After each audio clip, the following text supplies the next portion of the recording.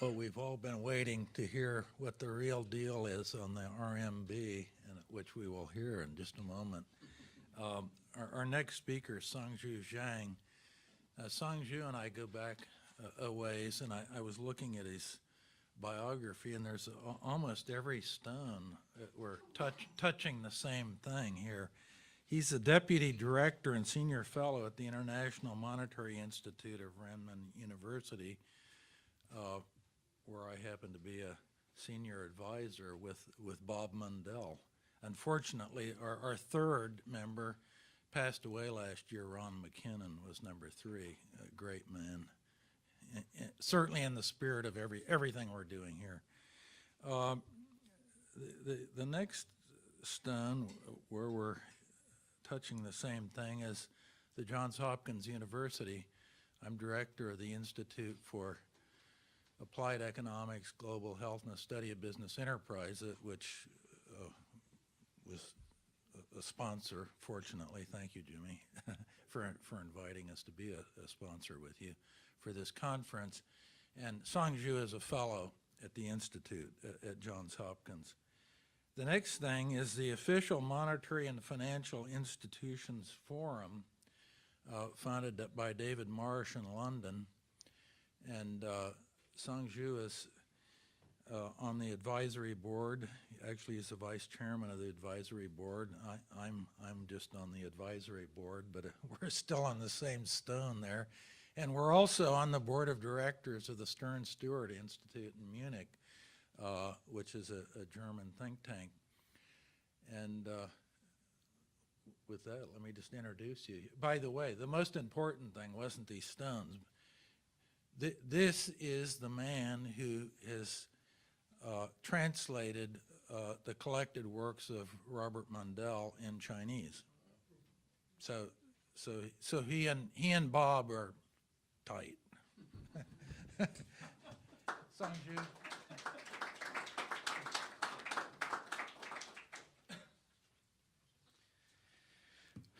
Thank you so much, Steve. Everyone, good afternoon. My great honor, pleasure to join this wonderful forum in honor of Jack Kemp and Bob Mundell. Well, I think Steve expect me to talk about RMB, and the story RMB and exchange rates. Yes, exchange rates these days always on the top list of economic policies across the world, particularly for China in the past 1 decade. Actually, in the past 2 decades, since 1994, China has 2 monumental reform of exchange rate regime. The first time is January 1994, is the so-called, remove double exchange rates, transform double exchange rate official and market exchange rate into 1 official exchange rate with sharp depreciation from 5.5 to 8.3, January 1994. Since 1994 January to July 2005, RMB maintained absolute fixed exchange rate with US dollar 8.3. But since July 11, 2005, I think at least partly because of the bashing pressure from the US government, the Chinese government choose to depeg RMB exchange rate with US dollar and let RMB flexible, more and more flexible. So the second big reform is July 11, 2005. Although Chinese government, PBOC, never said about the real reason, but I talked it with Governor Zhou several times. I keep asking him, why did you choose to make RMB depegging with the US dollar and then let RMB flexible? His answer is very, very smart. Well, the central banker has only one model. That model is model through.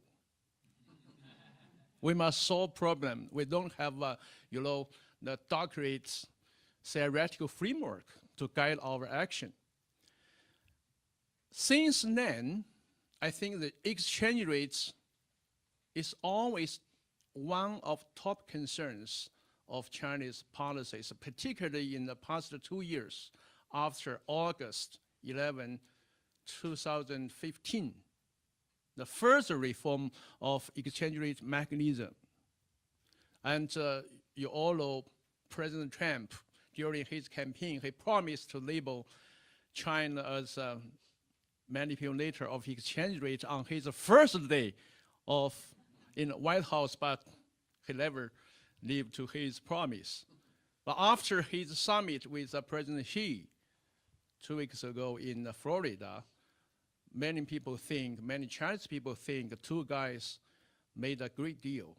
So after the great deal, Trump, during his interview with the Wall Street Journal, he said he doesn't think China is an exchange rate manipulator. That's politician wisdom, okay? Well, but since 2005, the second time of a big reform RMB exchange rate, I think PBOC as well as the Chinese government pursue two things.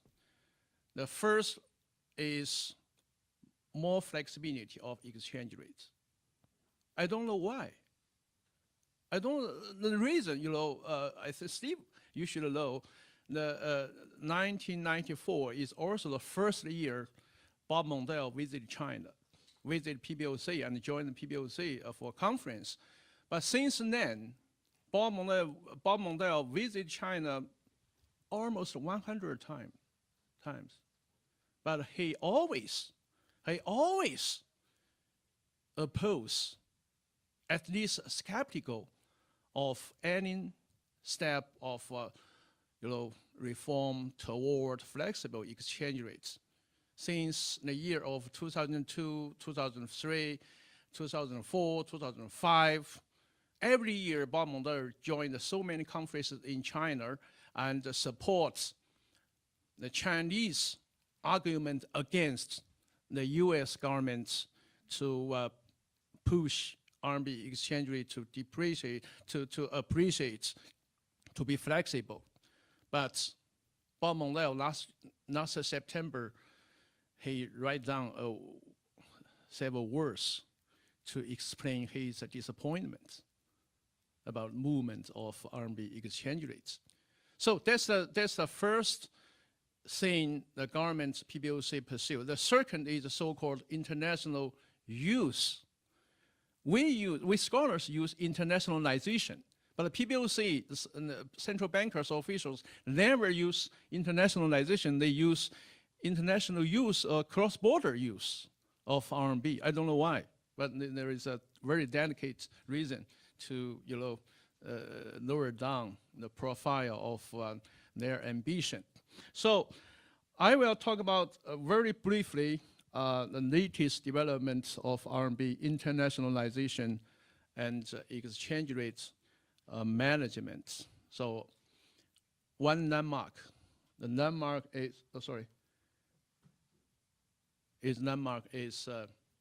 IMF welcome RMB inclusive SDR baskets. And in terms of shares of baskets, RMB now is the second important currencies, just next to euro and the US dollar.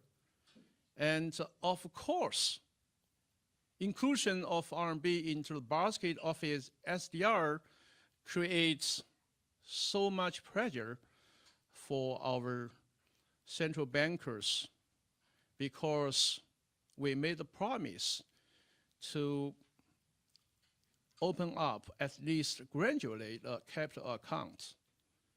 Of course, Governor Zhou emphasized again and again, our capital account convertibility is not fully convertibility. It's a so-called managed convertibility. Professor Steve, I don't know how to define the manage it.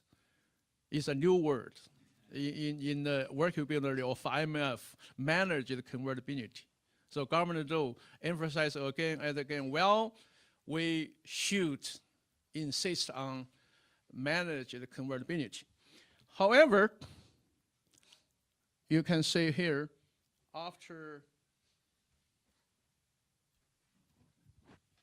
depreciation, sharp depreciation since August 11, 2015, the so-called pace of internationalization of RMB has slowed down sharply. And we invent an index. My institute invented index, international index declined significantly after depreciation. So now the index is only 3.24, and the highest point is 3.96. And compared with these currencies, of course, US dollar is number one, euro, and the pound, yen, the four currencies in terms of extent of international use or internationalization, all these currencies are far, far advanced than RMB. So RMB is still far behind dollar and the euro. What's the driving force? First of all, trade settlements is still the most important driving force for international use of RMB. Look at these figures. And last year, trade settlement volume declined very, very significantly compared with the 2015. 2015 is 7.7 trillion. Here is only 5 trillion. And now RMB trade settlement account for, well, 27% of total Chinese trade and account for 3% of total world trade. So trade settlement by RMB has already been very, very important for Chinese trade because our neighbors, particularly our neighbors, the countries in the One Belt, One Road, and more our partners choose to settle their trade with China by RMB. But with US, with Europe, with the developed countries, most of trade are still settled by US dollar and euro. So second driving force is a so-called international financial transaction. That means credit, bond issue, FDI, or Chinese investment overseas by individual investors as well as companies, or become more and more important in these years, particularly after the PBOC and other regulators list the so-called limit and the quota for QFII, RQFII, and other investments vehicles. So more and more investors, both domestic and international investors, prefer to use RMB to do their investments. And now Chinese investors has already become the second largest multinational or cross-border investors. And they, of course, they prefer to use RMB to invest overseas. But now the total amount is still very small, but keep increasing. And swap, the third driving force is a currency swap, the agreement by PBOC and other central bankers. Right now, the total amount is roughly 3.3 trillion RMB. 3.3 trillion RMB. So IMF made announcements. RMB now account for more than 1% of the worldwide foreign reserve, according to IMF statistics. So in this direction, particular after financial crisis 2008, the Chinese officials, even the president, the premier, expressed their opinion many times. They don't like the so-called dollar dependence. And the Governor Zhou published a quite famous paper in year of 2009 to propose, the so-called SDR to become the anchor currency of international monetary order to replace at least partly US dollar. And the Premier Li Keqiang, he expressed, I remember again and again many times during the important international conference during his meeting with foreign government leaders, he worried about the so-called dollar dependence. So I think that's the real reason why since the year 2009, PBOC and the Chinese government, encourage the so-called trade settlement by RMB and RMB direct investment overseas and foreign investors investment into China using RMB. So I think that's the internationalization of RMB. The real reason, I think, maybe is ambition of Chinese leaders to replace partly US dollar. Of course, One Belt, One Road initiative, next month they will summit. The foreign ministry announced 28 premiers and state leaders will join the summit in Beijing. And One Belt, One Road initiative has at least one goal, that is to promote cross-border use of RMB. And the AIIB, of course, AIIB also wants to promote the use of RMB, the investment infrastructure in these areas. So I think in this direction, we had made a little bit progress. Some people think, well, it's a great achievement, particularly in terms of trade settlement. But in terms of financial transaction, the achievement is not very impressive. But trade settlement is very impressive. However, the second issue, exchange rates. Of course, the very close relevant to international use of RMB. Right now, we are facing challenges, 3 big challenges. So first, so-called trilemma. That's a key idea by Mondale to analyze the international finance. So you should ask me, what's the top priority of a PBOC or a state council?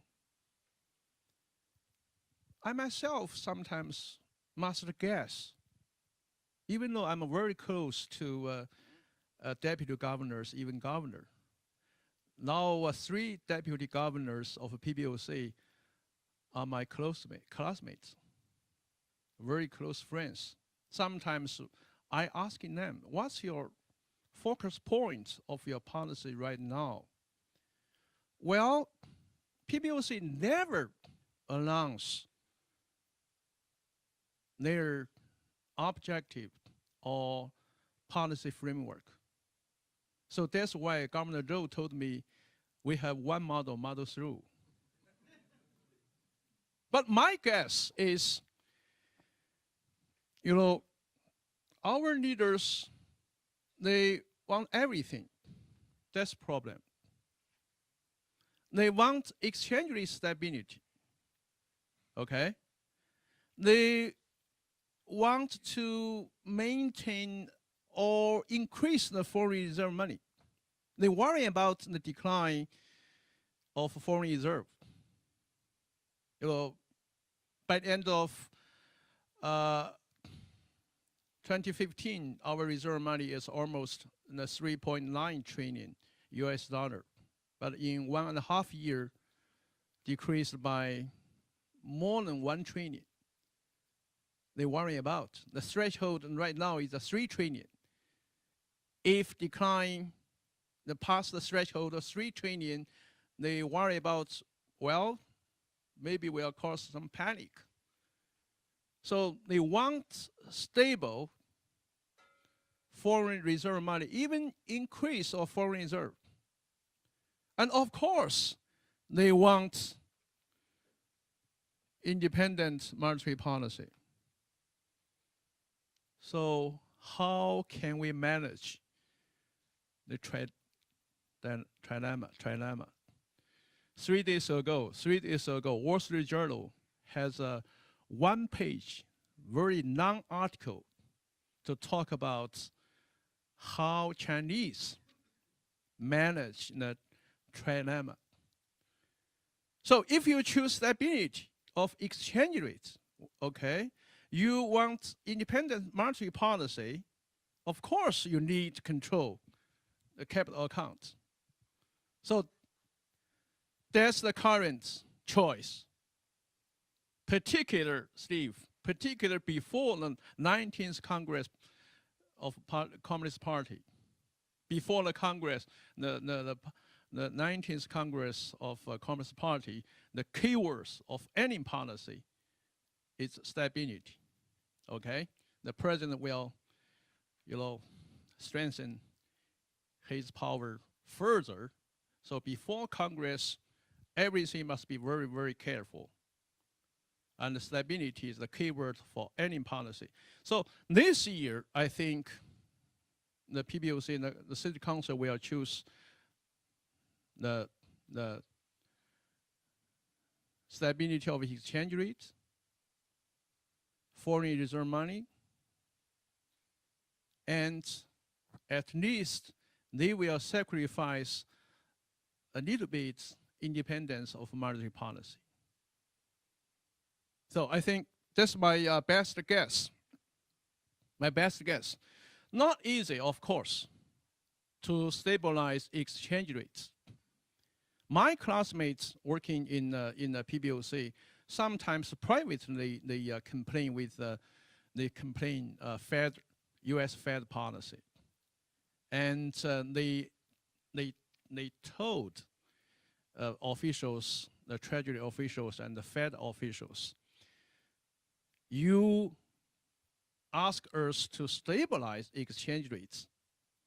You threaten to label us as exchange manipulator, but the RMB exchange rate is influenced so significantly by your policy, but you never consult us when you change your policy. I think that's a right complaint. And since last year, every year we'll have a dialogue, a very high-level dialogue between PBOC and the Federal Reserve. I remember last year in Hangzhou, more than 30 senior officials from Federal Reserve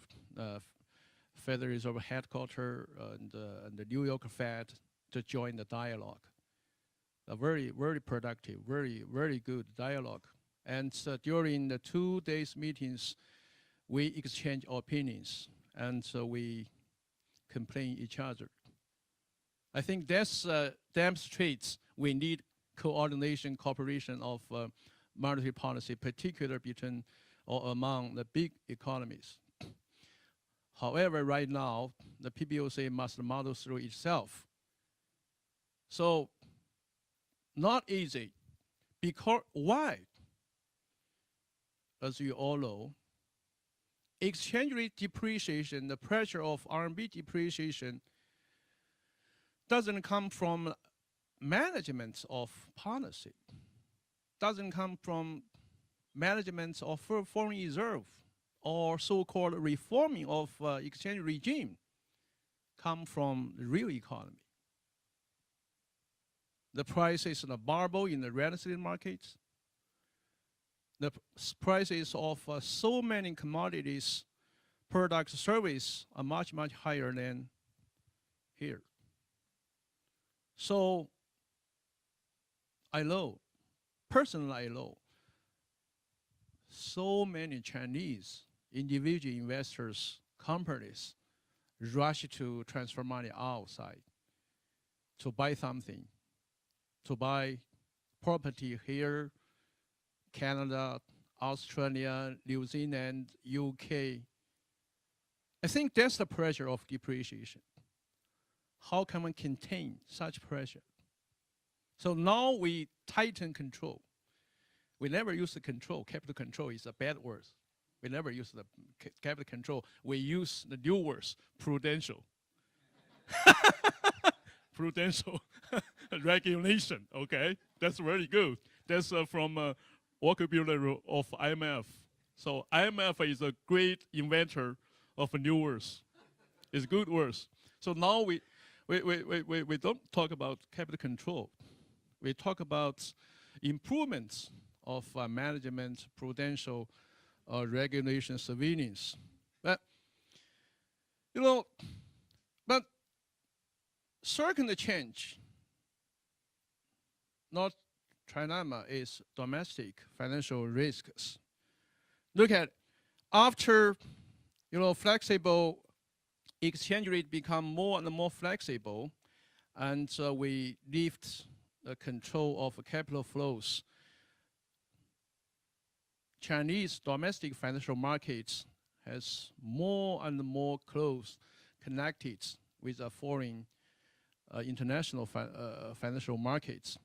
And the risks, here since the first time of reform, the change to the last year, we have survived the 7 major shocks. That's a reform, that's a subprime crisis, there's a financial crisis globally, there's the liquidity shortage, there's RMB depreciation, there's stock markets turbulence middle 2015.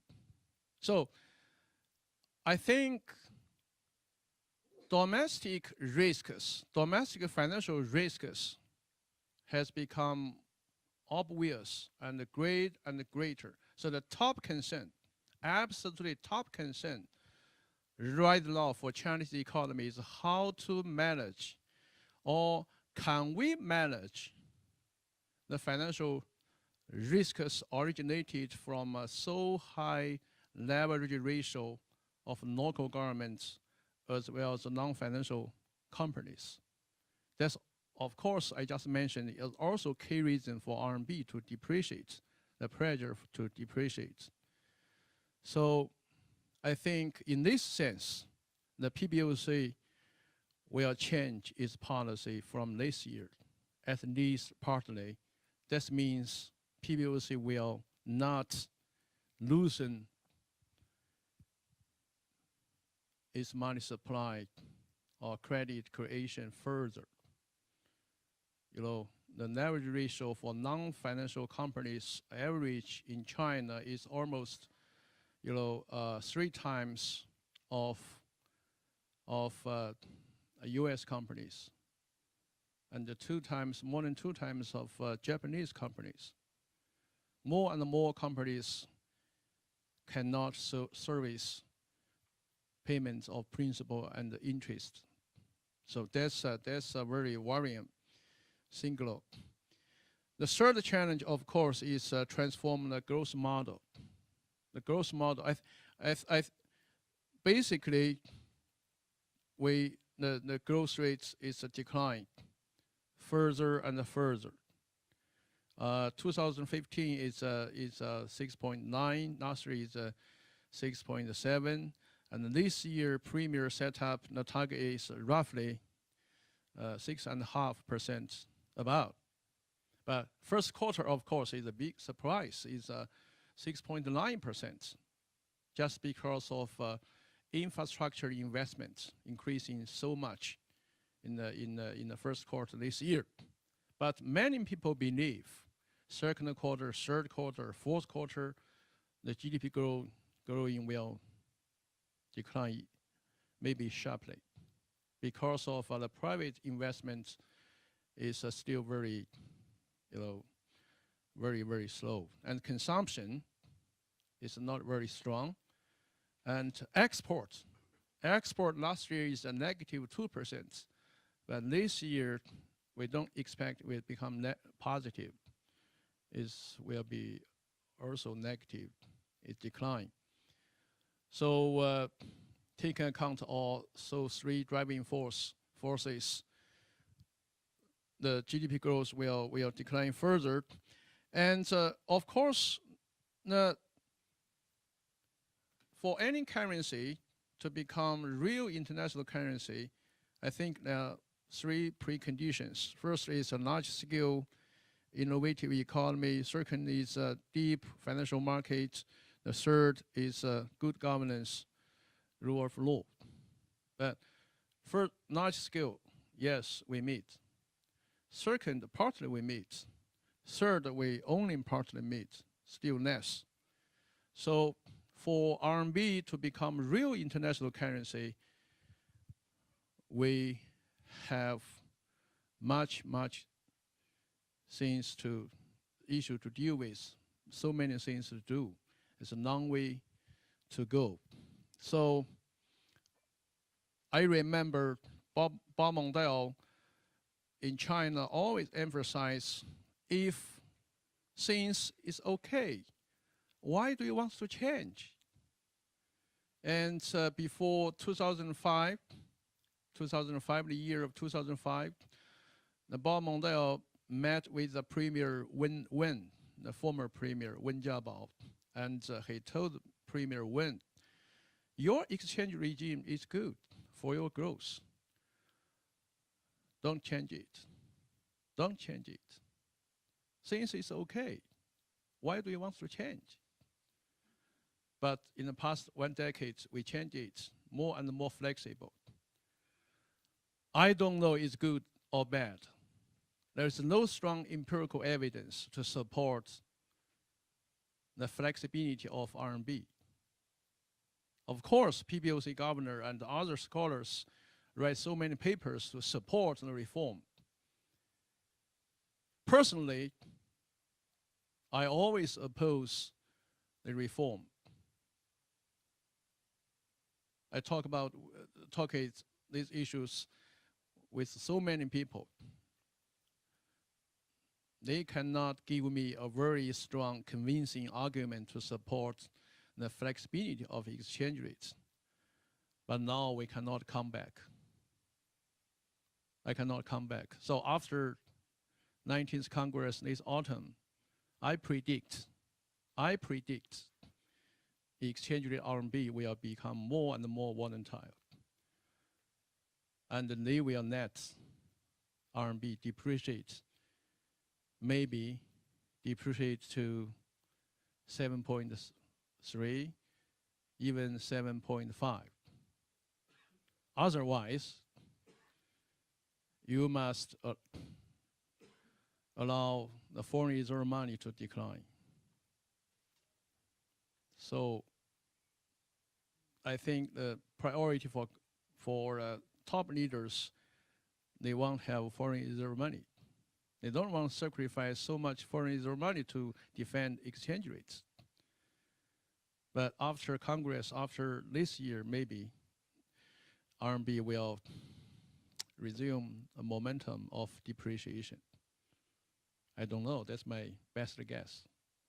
Thank you.